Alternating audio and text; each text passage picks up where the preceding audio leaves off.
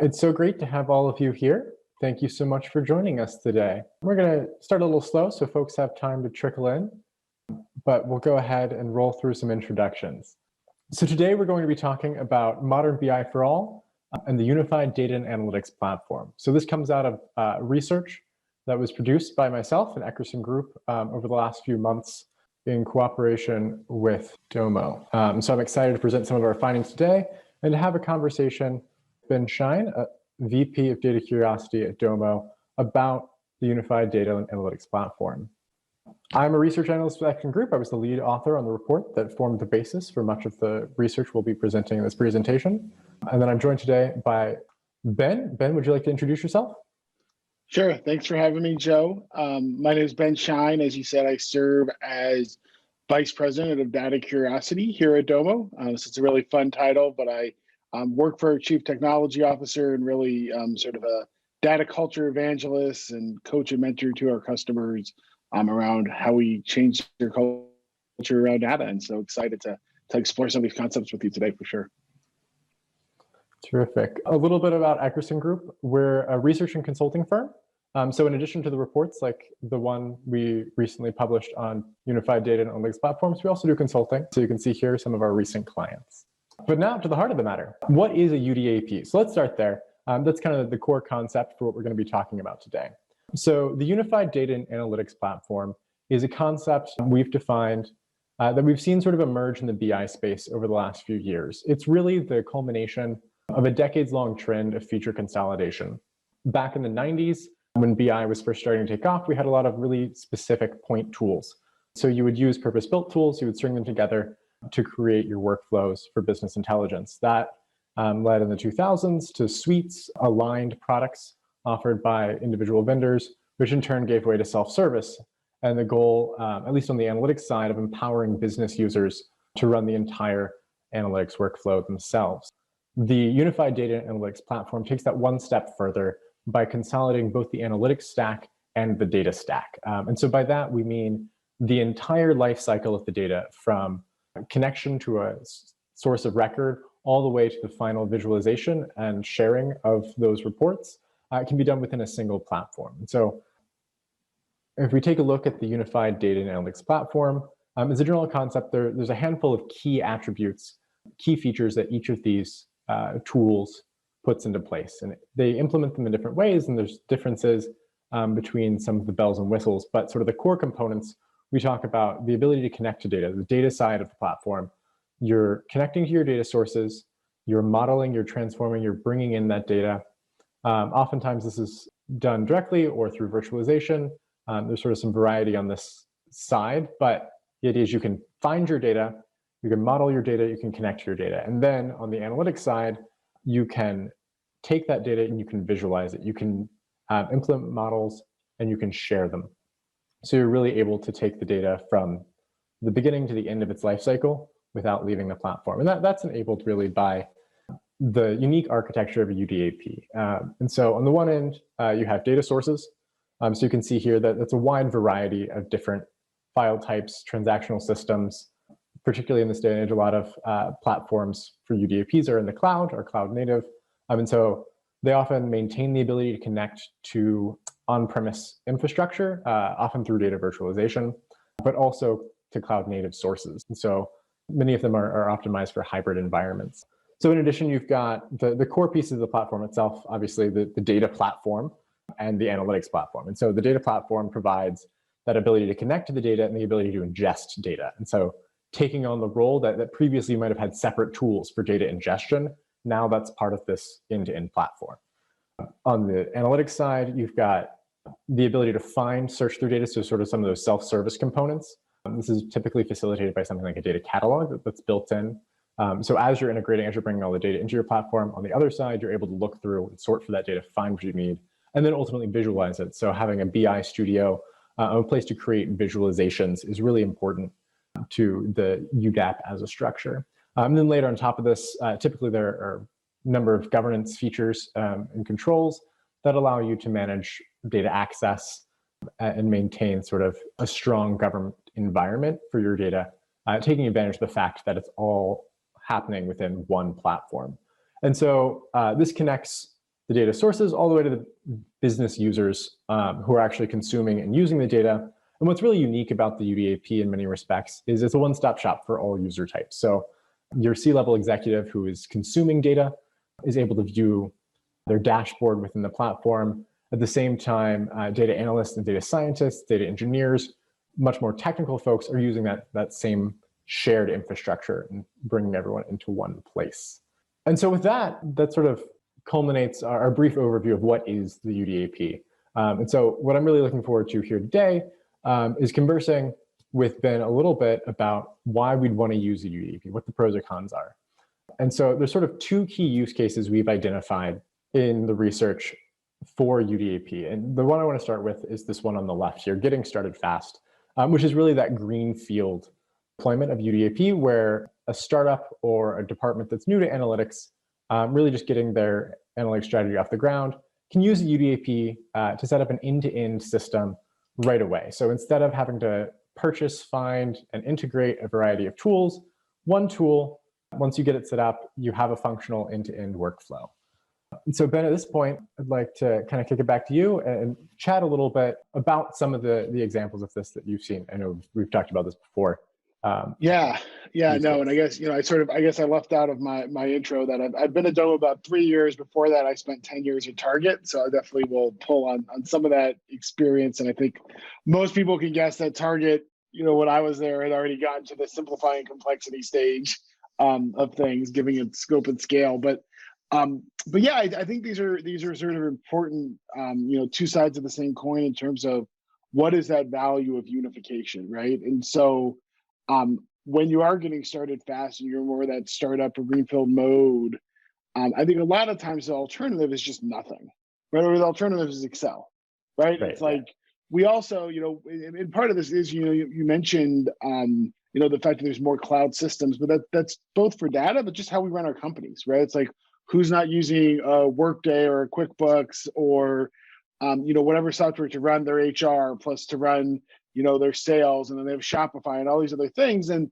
the challenge with those and where the unification comes in is like, each one of those might have some visualization, might have some analytics, but ultimately you might be just dumping those into Excel, especially if you're small and new and trying to combine it. And so how do you have a platform that lets you sort of leverage that, knowing that you're not going to be, maybe if you had a bigger company sort of doing a divisional startup or something, you might have resources, but in general, you're going to, need to start somewhere.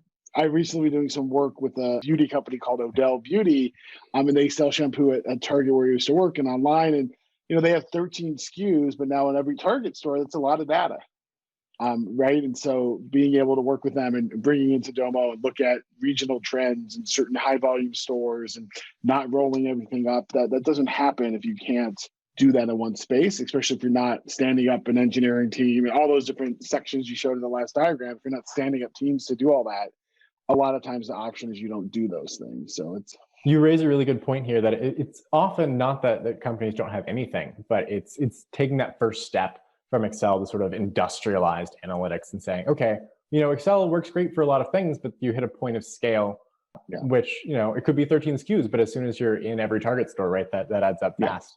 And you need something that's going to be able to scale alongside. And that's something where one of the things I mentioned with the cloud-based UDAP offerings in particular, a lot of the ones that I researched were SaaS offerings. And so they really offered this ability to scale with the business, right? So maybe you're starting out and you only have 13 SKUs, but using a cloud-based UDAP allows you to kind of get up and start dealing with that quickly. And then if you grow, as you grow, you can grow that platform alongside, and you're not having to suddenly switch over all of your processes and workflows because the tools that you're using are no longer adequate. There's a sense that your pipelines can grow with the business. I think if you sort of foil to the other side of simplifying complexity, in some ways you have more resources and more agility maybe at like a Target or a big company, but in some ways you also have less, right? So when I look at all those components that you laid out, UDAP, I think about all the dependencies that get created in a large organization, right? All the waiting in line. When I first came to sort of the data analytics world, again, in my time at Target, 7 or 8 years ago, it was very siloed, and even like as you look at that diagram, that's also how we thought about it, even in terms of like job families and HR, right? So you had a business insights person who was only supposed to talk to the business and prioritize stuff, and then you had a reporting manager, and they could only report on stuff. They couldn't derive insight, and they couldn't do data work. And then a data engineer, and then sometimes those were across India and the US. And so you had all these dependencies, and you were just constantly waiting. So even though theoretically you had scale and you had, even if it wasn't complex, it just was slow and dependency laden. So then your ability to actually respond to what was going on was hard. So not only, to me, it's not just simplifying the complexity, it's also allowing sort of agility, but also ownership and accountability, right? I always wanted my teams to feel like mini data product owners. If you have to wait in line constantly for the architect or the engineer to do something, that's just not the reality. And often that's what happens when you have a disunified data analytics platform, right? You end up, you even if you bought best in class for all of those little components, the connectivity takes specialized skill that then you end up with those dependencies, and you're waiting all the time to be able to get something done for the business. Exactly. There's those costs to integrating, even if the tools themselves, have all the best features. It's the space between them where you start to run into friction that really slows down the analytic process. And that's a good segue too into the other use case here that we've sort of seen is really important for driving value from the UDAP. And that's companies, enterprise level companies, particularly those that have gone through M&A. When a company acquires another company, they acquire that data landscape as well. And so often you have sort of two parallel sets of software solutions running. And maybe they get lucky and they work nicely together, but typically that's not the case, right? We see increasingly complicated data environments, even without M&A, just legacy systems. When you try to update something, you rarely get rid of things you were using before. There's always a couple of things that straggle on, and they become more and more complex.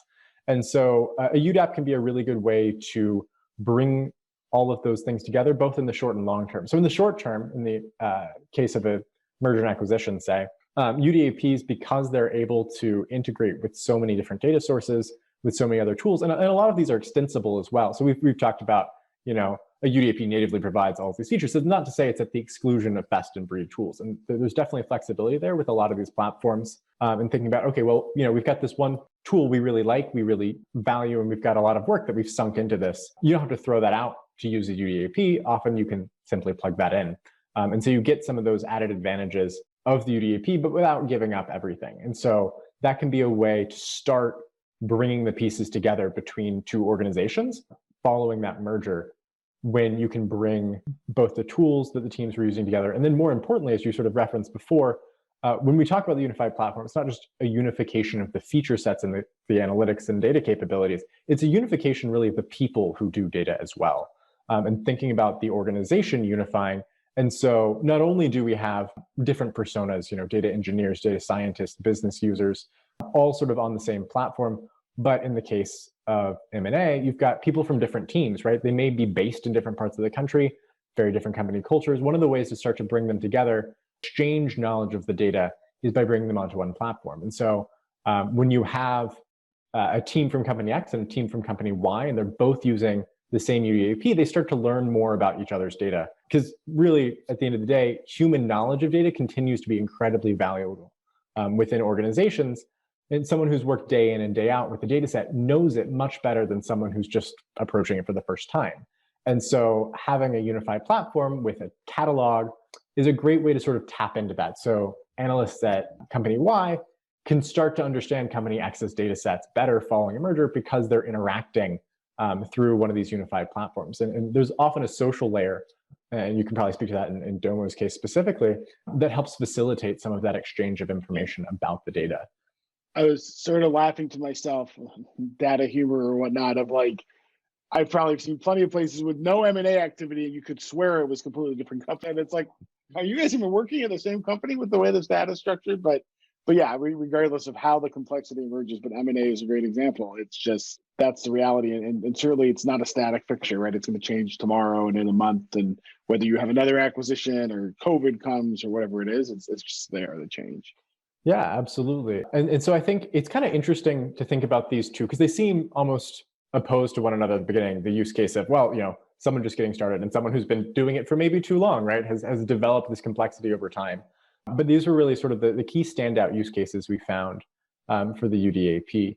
One of the things I think might be interesting that we've talked about before, Ben, is to discuss the ability of a UDAP to create sort of that unified end-to-end, right? That's sort of the key piece here in both of these cases, is you want to bring things together. And so whether you're starting out with the green field or you have the complexity, it's all about unification. That unification, that unified word is important too. And it's also important because it doesn't mean simplified. It doesn't mean all the complexity is gone. It doesn't mean, sometimes unified, or like, you sort of mentioned, like, how does it integrate in? Like, will mean like dumbing it all down to the lowest common denominator. And so how do we, rather than taking that approach, how do you sort of bring everyone up to the highest common denominator of, you can have really quality, whether it's data science work or ETL or visualization or alerting or interactivity, all those things. And certainly, like, when you have a bespoke solution, it might be, marginally a little bit different or more specific. But overall, it's like you don't want to have to compromise. Maybe that's some of, on both ends of it, right? You don't want to, when you have a complex situation, you don't want to feel like, oh, I have to compromise. If I want to solve this, I can't be advanced. And similarly, if you're new and smaller, you don't want to feel, whether it's because of cost or something else, that, that's good data analytics is only for someone once they've been around for 10 years or whatever it is. And that's just not the reality of how I think companies in this day and age need to think about. And so I think that unified word is really powerful for me. Yeah, and so what I was kind of driving toward, and you were hinting at there as well, is when you're unifying, you're bringing different pieces together. And sometimes there's resistance in that happening. And one of the things we've talked about is sort of the HighCode, LowCode tension, right? Yeah. And so thinking about different UDAPs and how they approach the consumer experience. And the resistance often, particularly, we talk about data scientists and some of these more technical folks coming on to the same platform that maybe a CEO is using to check dashboards. And there's sort of a sense of, how can that be? Is that something where we can really support both those needs? And getting to the idea of how do you support both, a highly technical user and someone who's sort of more of a business consumer. Yeah, I feel like low and no code pisses off high code, right? And I don't think that tension has to be there, but it's legitimate on both sides, right? It's not because people who are data scientists want to, snub their nose at a lowly little platform. It's because if there's legitimate reasons where it either is not scalable or it doesn't integrate with what they're doing, it's legitimate to say, okay, I don't want to be part of that UDAP because it won't meet my needs. And so, like, the trick is, how do you sort of honor both of those personas? How do you leverage? Because even if you have one data scientist, you have a resource you want to leverage. You don't want to force them to dumb down their work. How do I leverage what they can do while also leveraging the knowledge that might come from a low or no code user who can do some drag and drop or write some SQL? And so I think the more that when you have that unified platform, if you do it well, you can sort of leverage both of those skill sets in a way that sort of 1 + 1 = 3, right? Because you're able to do more in those things. And also, I think there's often this dynamic with low code where, right, it's trendy and you're like, well, no, you don't need any code, you don't need this. And I fear sometimes you end up running away from the goodness of engineering discipline, right? So it becomes great. You don't need an engineer, so now you don't have to care about scalability, or you don't have to care about logging, you don't have to care about automation and scheduling and dependency. And I would argue, and part of what I think we do is, it's not about running away from that engineering discipline. It's how do I infuse the goodness of engineering discipline into my low and no code users, right? It might not always be, it might just be something simple as having something scheduled or tracking lineage or tracking usage. Like, all those are things that come out of the goodness of engineering discipline that can make our low and no code components better and the work we do better. But too often it's sort of like, well, no, this is low code. I don't need any automation. Or I could just automate it on my desktop, and then you go on vacation to Mexico, and what are you going to do, right? It's maybe that's a pre-COVID joke, but yeah, you get the idea of how that could sort of unravel a little bit. Yeah, I mean, I think a great example of sort of the marriage of those two is when we talk about data science, which is obviously a growing use case in a number of businesses. And so how do you approach something that tends to be much more technical, typically writing it in Python or R scripts to develop ML and AI models for the business?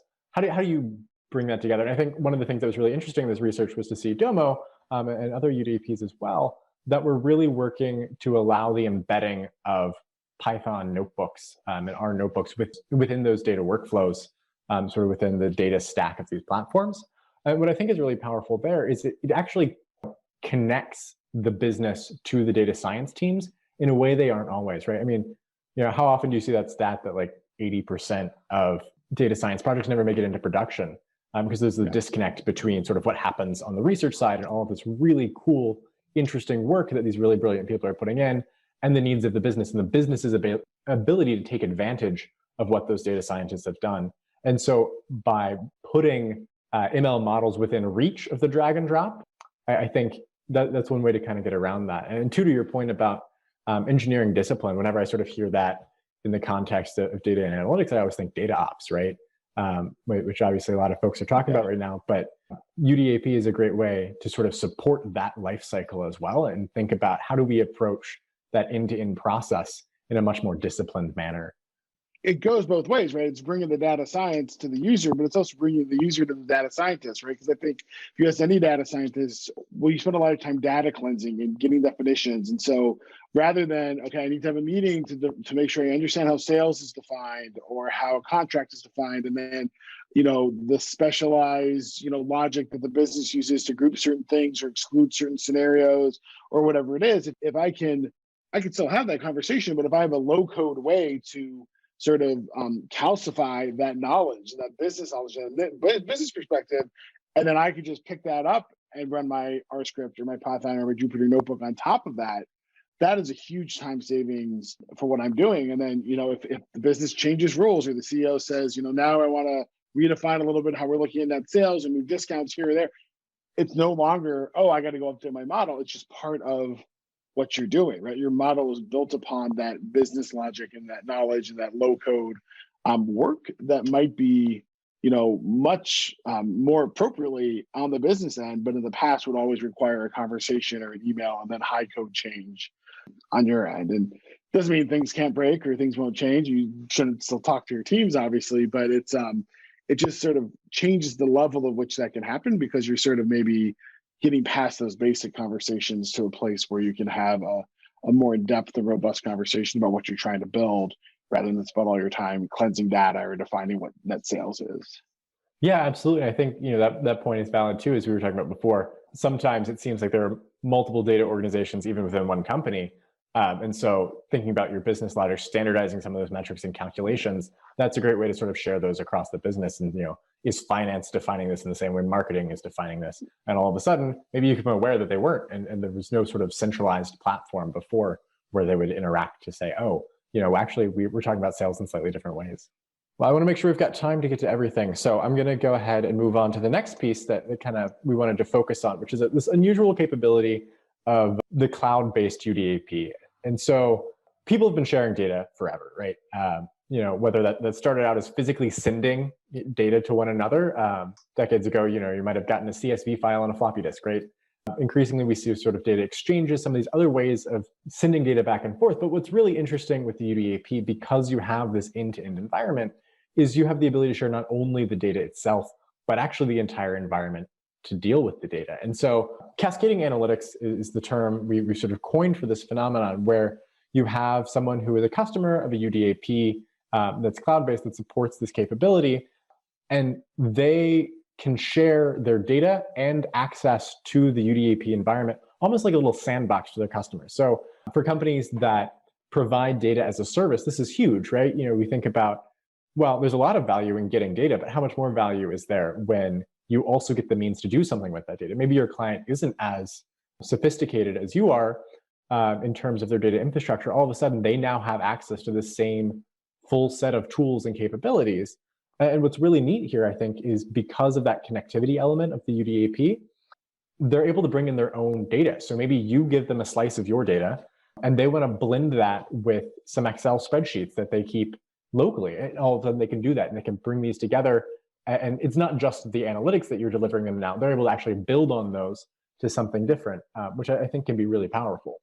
Yeah, no, and I think also like a lot of times, sort of in the traditional world, this was even another layer on top of everything else that you said, right? So you would deal with all that. You deal with the separate engineering team with data, and then your reporting, and the insights team, and then after all that, then you'd have to do another layer to expose it externally. And so the time and the ability to sort of pivot on what information you were sharing externally outside of sort of your headquarters was longer, because you already, even that UDAP was separated, but then there was more time on top of that. And so I think some of the big advantage is that ability to very quickly collaborate and shift and share new information, right? And not having to go through all these hoops to say, oh, this would be interesting, or I have a meeting with a supplier, or with a customer, if I'm more of a database service, and they say, what would really be valuable, or I'd really be willing to pay more if you guys included A, B, and C. And if including A, B, and C is just, a low code drag and drop, or some, basic changes within that UDAP, then you can much more quickly innovate, drive value, generate revenue if you're charging money for the data. And just, I think even now, if you think about how much is still done like via Excel attachment, right? Even at a Target or a large company, it's like, okay, well, why are we doing that? How can we share better? And really, ultimately, like, what is the value we could derive if you knew about this, and you didn't have to depend on me to email it, right? So if you knew a week earlier or 2 weeks earlier that we had changed our forecast, or that something's changing in the marketplace for your business, what would you do differently if you weren't waiting for either to remember to ask me, or for my monthly email or my weekly email or whatever else it is? And so, I think there's a lot of hidden value that we haven't unearthed, that when you have this sort of cascading approach, it just lowers that barrier to unlocking that value in a way that when things are still sort of siloed, it's really hard to get at, and maybe not even worth figuring it out, because even after you figure out there's value there, it might just be too big of a lift to change how you're sharing information. Yeah, absolutely. I think another piece of that that's really interesting with this live connection, right? So it's the value of having the real-time updates that are facilitated by sharing within the cloud, but also the governance cascades as well, right? You're able to sort of control access and maintain ownership of that data, even as you're sharing it out. I mean, if I send you an Excel file, it's gone. It's out of my hands. I can't control what happens to that. But when you're using something like multi-tenancy in the cloud to share that data is not moving anywhere. And so you can still implement a lot of those governance controls, which I think, with a lot of the data privacy concerns right now, GDPR and some of the legislation that's come through or is in the pipeline, is something folks are really thinking a lot more about right now. There's so much value to be derived from sharing data externally, but there's a lot of things you really need to be careful of when you're doing it to make sure you're protecting the privacy of the people whose data you're selling or sharing. And the other piece that I think is interesting with this too is the applications of cascading analytics, not only externally. Obviously, there's a huge value in being able to sell and providing a UDAP as a service on top of the data, but with thinking internally, right? You could set up within an organization this cascading structure where you've maybe got a central IT team that it's our customer in this case, and their clients might be different parts of the business, but thinking about, can we cascade within a system? And so some of the platforms I looked at are really very explicitly built around this idea that, when you have this cascading ability, you can have a central environment that builds out a lot of the base things that the business is using. But if marketing needs something specific, marketing's analysts can do that. They can build within sort of a little marketing environment, but it comes back into the complete system, so it doesn't become a silo. And in the same way, the central IT can control some of the access controls and set governance policies, and that cascades out to all of these departments, so you don't have things happening over here willy-nilly, but sort of maintain that central ownership of the data.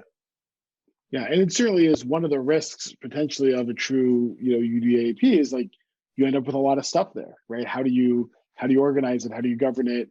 And sometimes having some of these cascading versions could help with sort of even focusing some of the pockets of innovation we happen with, maintain that consistency, but maybe not muck things up. And obviously there's ways from a software perspective and governance perspective to do that too. But yeah, it's a good point that it's not always just an external use. Yeah, and so I know you've got a little bit of a demo. I want to make sure we've got time to get to that and then questions at the end. I will just add, I saw Natalie did ask a question. I'll quickly, I Oh, think she was just sorry, asking the Natalie. difference between that. Before I hop into the demo, I'm happy to give a few minutes of my demo time to the question of the Ask as we difference go between along. a UDP and a UDAP, and could a UDP just accomplish both? And look, some of it is, I mean, how you define the different features that Joe set out. I would say in general, like if you just told me like here's a unified data platform, I think it probably skews a little bit more towards that HighCode side, a little bit less towards the CEO persona or the business user. And then you're still end up building, and look, some of those things are open source now and you can do like some pieces of it, but you still have these other dependencies to build visualization, to do some analytics, to do some of the cascading analytics, outside of that data platform. And certainly to Joe's point, we often work with, people might already have, pieces of their data platform, built out in Snowflake or GCP or Azure or whatever. And we sort of we sort of fit around that. But end of the day, I think when it's a pure play data platform, I think you miss some of that low code, some of that end user, some of that insights and cascading. I don't know, Joe, what you saw as you were sort of looking out, were there times when you saw people that felt more like just a data platform, not a unified data analytics? Yeah, absolutely. And actually, let's see if I can roll back to that slide. I think one of the things that's really interesting here when we think about the UDAP is it's the combination of this, right? So you've got unified analytics platforms, you've got unified data platforms. And what makes the UDAP a little bit different is it brings both of those together. And so you are combining those analytics features, those BI features on top of the data platform, and they're happening in one space. And so, like Ben said, you can build an end-to-end workflow from a unified data platform, but you're adding on the analytics piece. And the part that sort of differentiates a UDAP is it's natively integrated, right? They share a single common engine that drives both the data platform and the analytics platform. That said, because of the extensibility of a lot of these platforms, if you've got a unified data platform, you can use the analytics features from a UDAP with your sort of UDP, right? You can piece them together if that's something that you really want to do. But what sort of makes a UDAP and not just a UDP is this whole analytics piece that isn't necessarily present in just a data platform. It's that analytics platform that's on top. Yeah. So maybe a good segue to show a little bit about how we approach. Great. So yeah, I just wanted to show a little bit about how we think about some of these unification pieces, some of what, based upon my own experience using lots of different tools and talking to people who've come off with different tools, how it sort of comes together. And so we're looking at a demo instance of our Domo platform. You can see up here that there's almost 20 billion rows of data. So this is not, right, this is not a summarization layer. This is not the last sort of, the last mile here. And I could see as this sort of spins around, I have things coming from Amazon EC2, I have stuff from Square, I have Open Exchange, Noah, which we'll look at in a little bit, Yammer, right? All, this really sort of in a snapshot, this is the reality of our data ecosystem. And so how do we bring that together? And one of the big things that we provide, and it's a little bit to what Joe was saying, is we do have a very extensive cloud-based sort of connector ecosystem here with over 1,000 connectors that really do. And we'll look at one of them too, like sort of that blend between, even if I have the HighCode skills to know how to look at an API and code it or do JSON or whatever, is that really, am I going to constantly do that? Am I going to constantly, every time there's a new type of data I want, a new source, a new third party we're using, do I want to have to do that? And how do I have a more sustainable way to do that? We do support everything from, simple file upload through a more federated approach, right, where we actually leave the data at rest. Like Joe was saying, if you already have a data warehouse that, is hosting it and you don't want to move that data, now the performance can become an issue and some of the flexibility. And so there's always a lot of good stuff about bringing it in, but you sort of get that flexibility, right? Because especially depending on if you're coming from that greenfield, if you're simplifying complexity, or some of those sort of two ends. And so what I wanted to just do was to walk through a little bit of an example of some data that I pulled in and that I was analyzing relative to weather and some other COVID metrics. But so you can see here, I'm using one of our NOAA weather connectors. And if I click here on settings, I'll see that, right, again, this is writing to live, but right, so this is writing to the API, but doing it in a manner that is, right, it's no code, right? I'm putting in that information, I'm putting in my credentials, and then it's going to actually go out to the API and run that. And so a couple of the things that are often challenging about, an API is like, great that our government provides this, but I found if I try to pull more than, a couple weeks of data, I get errors, right? And so I can't rely on this they're not storing my data, they can provide some data. And so maybe in the past I would, again, have an engineer set something up, but now that I have this in Domo, I can actually use Domo to store that data and become part of how I'm building up this piece of insight around weather. The other thing that we'll see here is if I look at this data, it is fairly sort of raw, right? So I have a date, I have a data type, which maybe I know, maybe I don't, some attributes, and then I have these station codes, which don't mean much to me. So obviously, to make this useful, I might need to enrich it and bring in other information, right?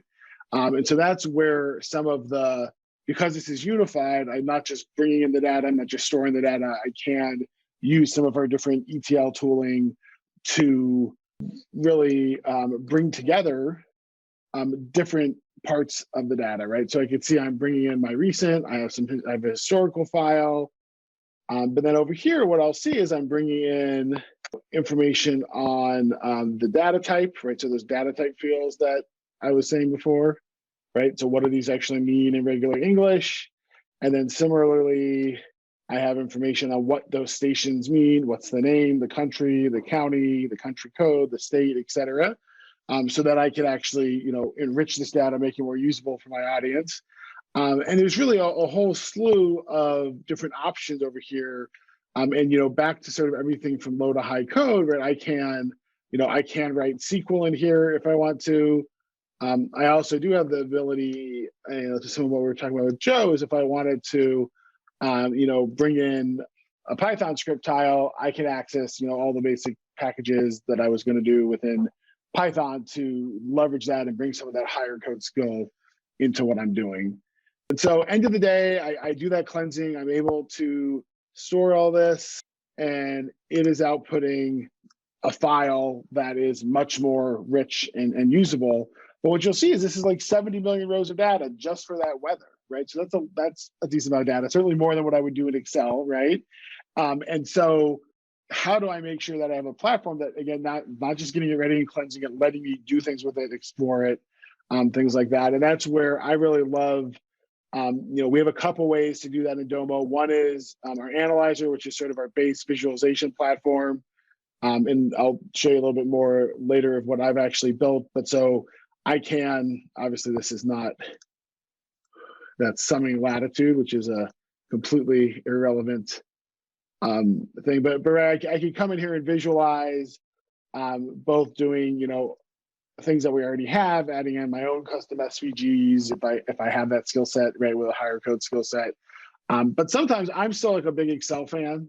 And so sometimes I really just want what we call our view explorer. This is really like Excel on top of that 67 million row data set, right? So if all I cared about was this Bug Lake weather station, we'll have to see, I'm not even sure where it is. We'll be able to see where in the United States that is. It's in Utah, which is ironic since I don't live in Utah, but Domo is based in Utah, right? And I can see that now it has a lat long, it has all these different data types, but then it also has all the new things that I brought in over here. So if I wanted to temperature at the time of observation, so now I'm down to 800 rows. And if I wanted to,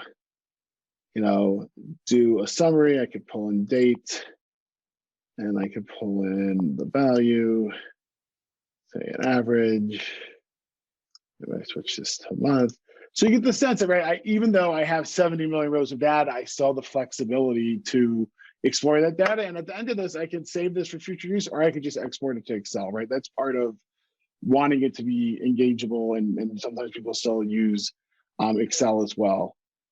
So the last thing is trying to get a little bit more towards, not hypothetical, but maybe something that's a little bit more interesting. So the last thing I actually did was used our ETL engine to pull in some additional information here. So I have the NOAA data that we were looking at before. I also have some data from a partner of our SafeGraph that looks at mobility, number of cell phones, and tracks how many people were in each county or each type of business. And then I also have some COVID data that we publish to our customer base and anyone in Domo that includes new cases and vaccines and a whole slew of other information. And so within this magic ETL here, I am combining those different data sets and doing some filtering and formulas to get to the sort of output that is sort of my COVID weather analysis data that is doing that. And if I look back here, I'll see that, right, it's sort of summarizing all that, the 12.7 million rows, does it in under 10 minutes, which isn't bad. And again, if we think about that unified concept, certainly most things that just try to be an analytics platform with the data, even if they have a little bit of lightweight data features, aren't going to have the horsepower to take 100 million rows, analyze it, combine it in a certain way, and spit it out, right? So that's part of this really being a data platform that lets me sort of respond to what's going on. Two other things I just call out in sort of the HighCode, LowCode, and sort of bringing engineer, like you'll see here that I have a log of how this is working. I have a version history of what I've done with this magic ETL. I have lineage about how it all fits together with other data, right? Those are some of that engineering goodness coming back to my low-code environment. And we also have, I won't show right now, but we do have more SQL-based transformation tools. I'll admit, sometimes I like to just write SQL too and not do the drag and drop. But again, it's how do I honor all these different resources and get to the leverage. So end of the day now, right? I want to visualize it. I want to share with other people and think about what is this idea of not just having data agility, about having data literacy around how people consume it. And so what I did in the use case out of this, I remember right in February, it got really cold in Texas. So I'm like, well, let's just look at Texas and sort of see what was going on. And I could actually see in these charts, the purple being the average max temperature. I see it got quite cold in Texas. And again, everything's interactive. So I can sort of drill in here. And so I can look at some relationships. So I can look at, the daily number of new COVID cases, which, dropped a little bit. I could see vaccination, which I could see dropped a little bit later in the cycle over here. And as I was looking at this, I reminded, really they got really cold and then the electricity went out, right? So everything was shifted a little bit to the right. And similarly, I can look at some of the SafeGraph data, which shows mobility, and I could see sort of a similar curve where as the temperature went down, the number of mobile visits I saw kept on going down. And if I wanted to even, right, because this is such granular data, if I want to look just at gas stations, it'll filter out the weather now, but now I could see what was the trend for gas station. Actually didn't dip as much as, say, museums when it got really cold. Saw a bigger dip there. And so again, this is obviously not a completely unique business problem, but at least some framework of if I was trying to understand what's happening with weather, what's happening with COVID at a really, down to this county level, I couldn't do that very quickly if I didn't have all these unified components. And the last thing I just wanted to touch on quickly from sort of a unified platform perspective, and also within this dynamic that we have to talk about of data agility, data literacy, and then intelligent action, is that sometimes I want to then combine my information in different ways.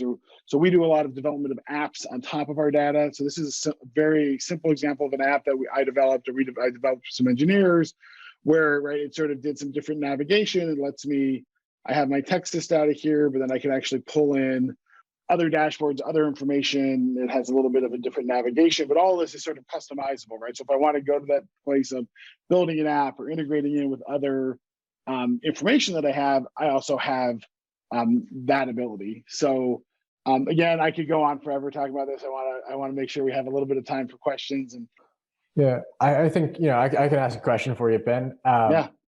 One of the things I think is so interesting about the demo is the ability to bring in external data that's baked in, which I think is part of this larger trend that we're seeing across the industry of external data and sort of almost these networks of data, right, that feed in. Yep. So we're no longer just analyzing our own data, but all of these other sorts of sources, and we need a way to manage those environments. And so, I think one of the things that's interesting to me is Domo's pre-integration of a lot of these APIs. And so thinking about, how do we expand from our own data to tap into all of the data that's available now? And so, my question for you is as you're sort of deciding on these paths, what's the thought process that goes into building out those API connections? Yeah, and certainly COVID has sort of put a spotlight on this, right? And some of the things we use, like for our COVID tracker stuff, are just on GitHub, and that's okay too, right? But I think, it's sort of acknowledging that there's going to be a variety of endpoints, there's going to be a variety of sources. The more, we also have the ability to do sort of, you could do your own custom connectors, you could build custom JSON, low-code connectors, because we know that there's going to constantly be new information, right? Like a year and a half ago, I wouldn't have said, I need vaccine information. I would have thought we were talking about the flu shot or something, or polio, whatever it was. And so having that flexibility, but also acknowledging, right, the value is when you can blend it with your data, right? So if you only have a visualization that can say, well, oh, great, I can connect to this data and pull it in, then, well, that's interesting, but what can I combine it with other data that's first party, that's important to me, whether it's sales transactions or other people swiping in at a health club or whatever it is. I think the other thing to remember is a lot of platforms that, even if they are somewhat cloud-based or somewhat, a lot of times you're publishing to the cloud, you're not preparing or processing in the cloud, right? And so that's a nuance of how we design the platform that has huge implications for, I have people that, they would joke like they'd go get pizza while like the thing is processing on their desktop, right? Because the processing, the preparation before the publish was all happening locally versus having a truly unified cloud platform that is doing all that in the cloud. So I can do that and I can go on to something else. I can work on whatever it is. And so spoken as a guy who had built Excel models that had to be run on like virtual machines because it would crash your computer, it could be useful. Sorry, so we've got some questions coming in now. Mitchell wants to know, and I think some of these are a little bit more targeted specifically about Domo. What's the difference between this and Alteryx? Yeah, no, look, I think certainly we certainly get that. Like when you look at like that magic ETL where I was dragging and dropping, for sure, it looks similar kind of thing, where I'm pulling out tiles and trying to do things. I would say a few things. One, it is in the cloud, right? So that changes a lot of how you're processing. And then sort of to this overall idea of unification, it's connected to all those other things that are happening without needing another system, another hop, right? So it's not that I'm putting Alteryx on top of fill in the blank database, it's pulling in data, processing on my desktop, sending it back, and then I have another visualization platform to do stuff on top of that data. It's sort of that creates all those dependencies and that lack of visibility that can, I think create, okay, I have to hop, I have to wait, I have to be slower versus some of those other things. And then I do think there is an architectural difference relative to the cloud that can give you a lot of efficiency from a processing and where the processing happens. I think that's a great answer. And it sort of gets back a little bit to the question we talked about earlier in terms of the full service data and the full service analytics with the shared architecture. And certainly in Domo's case, specifically that idea of the cloud.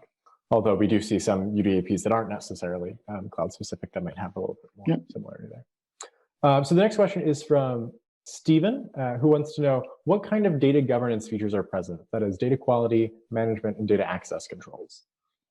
And this is hugely important. Like I sort of talked about this idea of you want people to innovate, you want to give them all this power in a unified platform, but you have to maintain alignment. And I often joke that like part of my job is I want to make data governance sexy again, right? Because it's not, right? It's like even internally, like our product teams, they want to work on natural language or machine learning and AutoML and all these cool things that are all the buzzwords.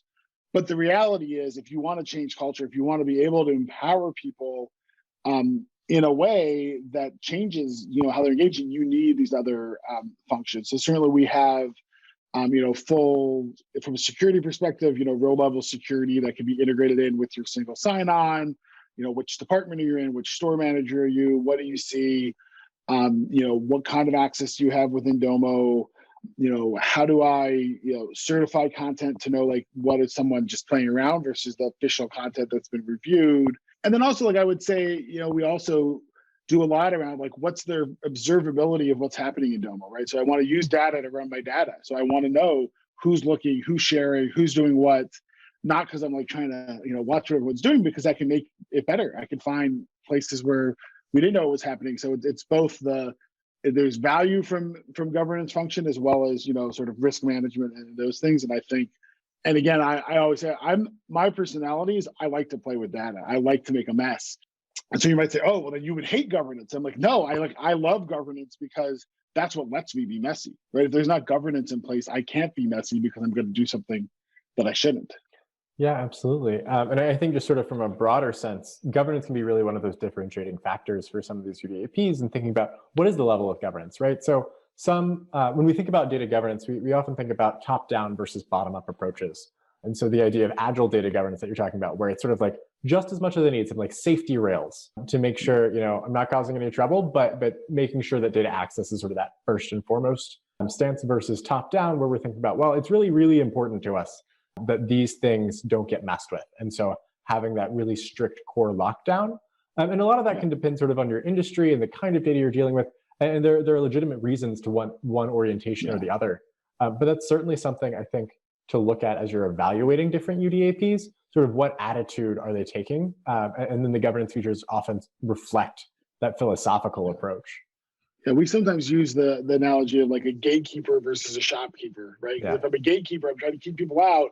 If I'm a shopkeeper, I still don't want people stealing from me, right? But I'm oriented towards how do I make the experience good? How do I give you what you need? How do I help you understand I don't want you to go behind the meat counter and cut it by yourself either, right? There are rules, but I want to, it's almost as much about the approach you take and what the tooling lets you do in terms of those approaches versus, a strict set of, you must stay out. And then, because reality is when you do that, people just go find other ways, right? They do it in Excel, they export the data.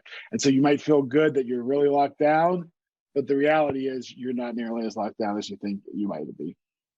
Yeah, I think that's a really good point to make, that, the harder you make it to do something, the less people will engage in the system. And particularly when we talk about the benefits of unification, right? We've been talking for the last hour about all of these efficiencies that come with bringing things in one place, bringing people to one place.